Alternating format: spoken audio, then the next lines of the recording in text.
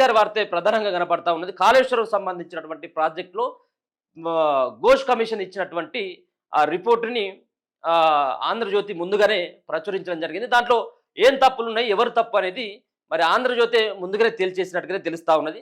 ఆ ఘోష్ కమిషన్ ఇచ్చినటువంటి justice PC Ghosh commission ఇచ్చినటువంటి రిపోర్ట్ ఆధారంగా వీళ్ళు రాసినటువంటి ఒక వార్త ప్రధానంగా కనపడతా ఉన్నది ఆంధ్రజ్యోతిలో.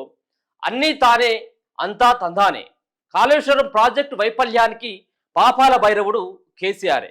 ఎక్కడ కూడా క్వశ్చన్ మార్క్ లేదు, ఎక్కడ కూడా ఇది ఇంకా కొంత పెండింగ్లో ఉన్నట్టుగా ఇక్కడైతే వార్త ఈ హెడ్లైన్ చూస్తే కనబడతా ఉన్నది. కాళేశ్వరం ప్రాజెక్టు పాపాల భైరవుడు కేసీఆర్ అనేది ఈ ఆంధ్రజ్యోతి తేల్చింది కాదు, పీస్ ఘోష్ కమిషనే తేల్చినట్టుగానే వీళ్ళు రాసినట్టుగా కనబడతా ఉన్నది. బ్యారేజీలు ఎప్పుడు ఎక్కడ ఎలా కట్టాలో ఆయనే చెప్పారు. నీటి నిల్వ నిర్ణయము ఆయనదే. O&M చేయలేదు, అంచనాలు పెంచింది, కాంట్రాక్టర్లను సవరించింది ఆయనే. బ్యారేజీలు కూలడానికి అవకతవకలకు కారణం కేసీఆరే. బ్యారేజీలు ఎక్కడ కట్టాలన్నది కేసీఆర్ హరీష్ సొంత నిర్ణయమే. వీళ్ళు నిర్ణయం తీసుకొని ఆ తర్వాత వ్యాకోస్కు బాధ్యతలు. హైపర్ కమిటీ నిర్ణయాన్ని తుంగలో తొక్కేశారు. భారీ ఎత్తున ప్రజాధనం దుర్వినియోగానికి కారణమయ్యారు. మేడిగడ్డ 7వ బ్లాక్ పునరుద్ధరణ బాధ్యత ఎల్ఎన్టీదే. అన్నారం సుందిల్ల లోపాలు సరిచేయాల్సింది నిర్మాణ సంస్థలే. కమిషన్కు కేసీఆర్ హరీష్ తప్పుడు సాక్ష్యాలు ఇచ్చారు. నిగ్గు తేల్చిన జస్టిస్ పిసి ఘోష్ కమిషన్ నివేదిక. ఇగో పర్రెలు వాసినటువంటి ఆ మేడిగడ్డలో ఉన్నటువంటి పిల్లర్లు ఇక అక్కర రాకుండా పర్రెలు వాసినటువంటి పిల్లర్లు కనబడతా ఉన్నాయి. వీటన్నిటికీ కారణం కేసీఆరే కారణం అని చెప్పేసి ఘోష్ కమిషన్ ఇచ్చినటువంటి రిపోర్టు. సో ఈ రక్తపు బొట్టు రక్తం చిందించిన అని చెప్పేసి ఏదైతే కేసీఆర్ చెప్పిండో, బొట్టు రక్తం చిందించి పర్రెలు వాసినటువంటి పిల్లర్ల కోసం కేసీఆర్ అహర్నిశలుగా కష్టపడుతూ 80,000 పుస్తకాలు చదివినటువంటి అపరమేధావి భగీరథ ప్రయత్నం చేసి నీళ్ళని ఏదైతే కాళేశ్వరం నీళ్లతోటి తెలంగాణ ప్రజల యొక్క కాళ్ళు గడిగినని చెప్పేసి చెప్తున్నటువంటి కేసీఆర్ కట్టినటువంటి 1,00,000 కోట్ల ప్రాజెక్టు కుప్పకూలేటువంటి దశలో చేరడానికి ప్రధానమైనటువంటి కారణం కేసీఆర్ వాళ్ళ అల్లుడైనటువంటి హరీష్ రావు అనేది ప్రధానంగా దీంట్లో కనబడతా ఉన్నది. ఆయన ఏమని చెప్పిండు, నేను ఒక సీఎంనే కాదు, నేను చీఫ్ ఇంజనీర్ను కూడా, సీఎంనే కాదు నేను ఒక చీఫ్ ఇంజనీర్ను కూడా కాళేశ్వరంలో అని చెప్పిండు ఆయన. చీఫ్ ఇంజనీర్ కడితే ఇంత చీప్గా 100 కోట్ల 1,00,000 కోట్ల ప్రాజెక్టు ఈరోజు ఈ విధమైనటువంటి పరిస్థితికి కారణమైపోయింది. కాళేశ్వరం ప్రాజెక్టులో భాగంగా మేడిగడ్డ, అన్నారం, సుందిల్ల బ్యారేజీలు ఎక్కడ కట్టాలో నిర్దేశించింది కేసీఆరే. బ్యారేజీలను ఎలా కట్టాలో చెప్పింది కేసీఆరే. వాటిని ఎప్పుడు పూర్తి చేయాలో, ఎలా నిర్వహించాలో స్పష్టం చేసింది ఆయనే. అంతేనా, ప్రాజెక్టు అంచనాలను మార్చింది, కాంట్రాక్టర్లను సవరించింది ఆయనే. ఒక్క మాటలో చెప్పాలంటే ప్రతి చిన్న విషయంలోనూ ఆయన జోక్యం చేసుకోవడమే కాదు, పనులు ఎలా చేయాలో నిర్దేశం ఇచ్చారు. 3 బ్యారేజీల నిర్మాణంలో అవకతవకలకు చివరి అవి బీటలు వారి కుంగిపోయి విఫలం కావడానికి కారణం ఇదే. కాళేశ్వరం బ్యారేజీల కుంగుబాటుపై నియమించిన జస్టిస్ పినాకి చంద్రఘోష్ కమిషన్ నివేదిక సారాంశాన్ని ఏంటిది పూర్తి స్థాయిలో అంటే దాంట్లో పునాది వేసిన కానించి నీళ్లు బయటకు వచ్చి ఈ ఎత్తిపోసేంత వరకు మోటార్లు ఏవైతే ఉన్నాయో, బాహుబలి మోటార్లు ఏవైతే ఉన్నాయో వాటి నుంచి సొరంగాలు గిరంగాలు మిగతా అంత సంబంధించినటువంటి దానికి ఎక్కడ ఎట్లా కట్టాలో, ఎవరికి ఎన్ని పైసలు ఇవ్వాలో, ఎవరికి కాంట్రాక్ట్ ఇవ్వాలో, నీళ్లు ఎటువైపు వెళ్ళాలో, సో పూర్తి స్థాయిలో కేసీఆర్ దగ్గరుండి ఈ ప్రాజెక్ట్కి రూపకల్పన చేసింది అనేది ఘోష్ కమిషన్ ఇచ్చినటువంటి నివేదిక సారాంశం. Kaleshwaram planning, execution, కాంప్లీషన్, operation and maintenance మాత్రమే కాదు, ధరలు, కాంట్రాక్టుల సవరణల్లో ప్రత్యక్షంగా పరోక్షంగా పూర్తి బాధ్యత కేసీఆర్దేనని జస్టిస్ ఘోష్ కమిషన్ తేల్చింది. అధికారులు పూర్తి నిర్లక్ష్యంగా వ్యవహరిస్తే రాజకీయ నాయకులు బాధ్యత రహితంగా పనిచేస్తారని తప్పుపట్టింది. అంతేనా, నిర్మాణ సంస్థ ఎల్ఎన్టీ పైన ఘాటుగానే స్పందించింది. మేడిగడ్డలోని 7 బ్లాక్ను ఆ సంస్థ సొంత ఖర్చులతో పునర్నిర్మించాలని తేల్చి చెప్పింది. జస్టిస్ పిసి ఘోష్ కమిషన్ ఇటీవలే తన నివేదికను ప్రభుత్వానికి అందజేసిన సంగతి తెలిసిందే. విశ్వసనీయ వర్గాల సమాచారం ప్రకారం కమిషన్ పలు అంశాలను ఎత్తి చూపింది. ప్రాజెక్టు నిర్మాణంలో పాలనాపరమైన ఆర్థిక అవకతవకలు జరిగాయని, నిర్మాణానికి సరైన ప్లానింగ్ లేదని, డిజైన్లోనూ లోపాలున్నాయని స్పష్టం చేసింది. నిర్మాణంలో లోపాలుండడమే కాకుండా నిర్వహణ పూర్తిగా లోపించిందని తేల్చి చెప్పింది. అప్పటి ముఖ్యమంత్రి కేసీఆర్ నుంచి కింది స్థాయి ఇంజనీర్ వరకు ఎవరెవరు ఏ స్థాయిలో బాధ్యులో కూడా తేల్చి చెప్పింది. ప్రాజెక్టు నిర్మాణంలో అప్పటి ముఖ్యమంత్రి కేసీఆర్ ప్రత్యక్షంగా జోక్యం చేసుకున్నాడు. సో ముఖ్యంగా దీంట్లో అందరూ కేసీఆర్ మాటలు పట్టుకొని కేసీఆర్ చెప్పినటువంటి విధంగా చేసినటువంటి ఎవరైతే ఇంజనీర్లు ఉన్నారో, ఎవరైతే అధికారులు ఉన్నారో వాళ్ళంతా కూడా ఇప్పుడు బలి కావాల్సిందే. ఈరోజు ఆ రోజు కేసీఆర్ చెప్తే పనిచేసినటువంటి వాళ్ళు బలి కావాల్సిందే. ఈరోజు రేవంత్ రెడ్డి సైతం కూడా కొన్నిటికి అంటే నిబంధనలకు విరుద్ధంగా పనులు చేయమని చెప్పేసి అధికారులకు ఆదేశిస్తే అధికారులు అటువంటి పనులు చేస్తే రేపు రానున్నటువంటి ప్రభుత్వంలో వాళ్ళకు కూడా ఖచ్చితంగా ఇటువంటి శిక్షలే ఉంటాయి. కాబట్టి అధికారులు జాగ్రత్తగా ఉండాలి. ప్రజాప్రతినిధులు అందరూ కూడా చాలా మంది దొంగలు తయారైపోయారు. సో వాళ్ళ అడుగులకి మేము మడుగులు వస్తాం. ప్రభుత్వం 5 సంవత్సరాలు ఉంటారు ఎవరైనా కానీ, అంటే ఇంకొక 5 సంవత్సరాలు ఉంటారు కావచ్చు. దాని తర్వాత పరిస్థితి ఏంటనేది ఒకసారి అధికారులు ఆలోచించుకోవాల్సినటువంటి అవసరం ఉంటుంది. మరి ఈ 80,000 పుస్తకాలు చదివినటువంటి మేధావి అది కాదని ఆయన ఇట్లా చేయాలని చెప్పేసి ఇంజనీర్లు ఆ రోజు గట్టిగా చెప్పినట్టు అయితే అయినా కానీ ఆ రోజు ఒక నియంత ప్రభుత్వం నడుస్తూ ఉన్నది. కేసీఆర్ చెప్పిందే వేదం, ఇక చేసిందే శాసనం అన్నట్టుగా నడుస్తుంది. కాబట్టి ఆ రోజు అధికారులు కూడా వినక తప్పలేదు. సో అటువంటి ప్రయత్నం మరోసారి చేసి వాళ్ళు బలిగాకూడదు. ఇదే కేసీఆర్ హరీష్లదే నిర్ణయం. మేడిగడ్డ, అన్నారం, సుందిళ్లలో బ్యారేజీలు నిర్మించాలని అప్పటి ముఖ్యమంత్రి కేసీఆర్, సాగునీటి శాఖ మంత్రి హరీష్ రావు సొంతంగా తీసుకున్నారని, అది వారి వ్యక్తిగత నిర్ణయమని కమిషన్ తన నివేదికలో పేర్కొంది. దీనికి సంబంధించి ప్రభుత్వం నుంచి లాంఛనంగా ఎటువంటి నిర్ణయం లేదని స్పష్టం చేసింది. బ్యారేజీల నిర్మాణానికి 2016 జూలై ఆగస్టులో నిర్మాణ సంస్థతో ఒప్పందం జరిగిందని, కానీ వ్యాప్కోస్తో సంప్రదింపులు జరపకుండా 2016 అక్టోబర్ 22న హైపవర్ కమిటీ నిర్ణయం పేరుతో బ్యారేజీల నిర్మాణ ప్రదేశాలను మార్చారని తెలిపింది.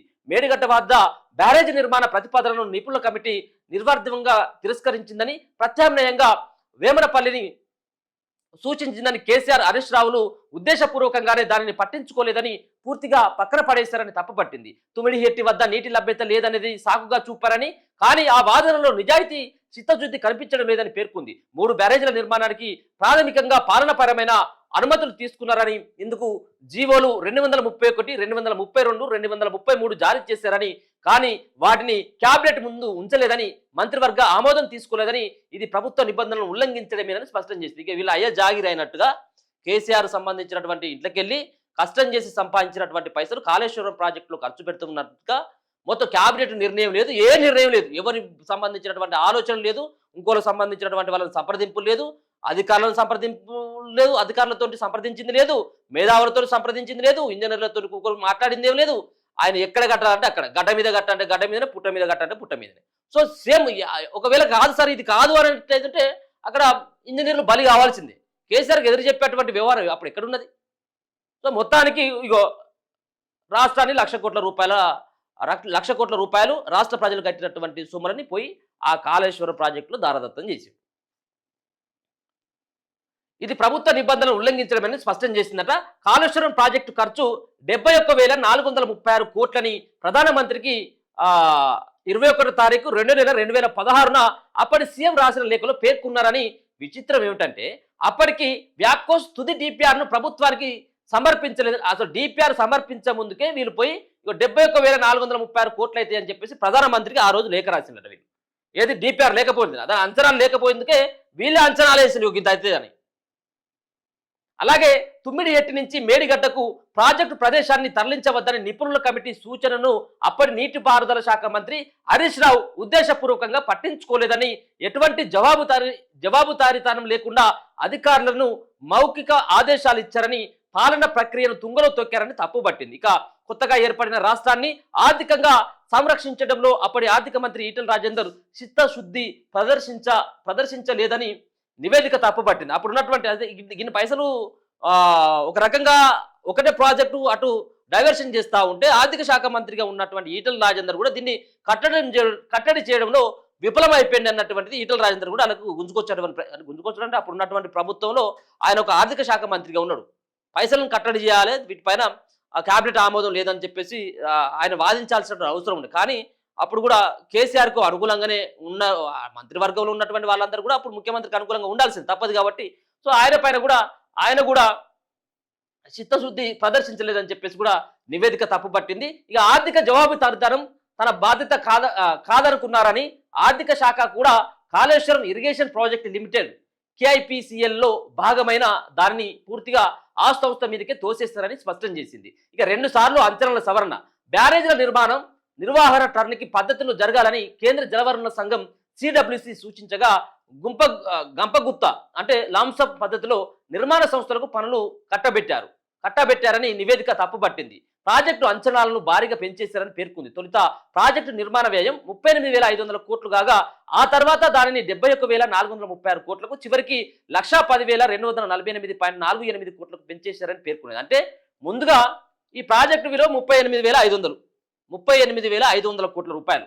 దాని తర్వాత దీన్ని ఏం చేసిండ్రు 71,436 కోట్లకు పెంచేసి మళ్ళీ మూడోసారి వాళ్ళు ఎన్నిసార్లు పెంచుకోవచ్చుగా దీన్ని ఇష్టం వచ్చినట్టుగా 38,000 అంటే దాదాపుగా 40,000 కోట్లతో అయిపోయేటువంటి ప్రాజెక్టు 1,10,248 కోట్లకు తీసుకొచ్చిండు కేసీఆర్.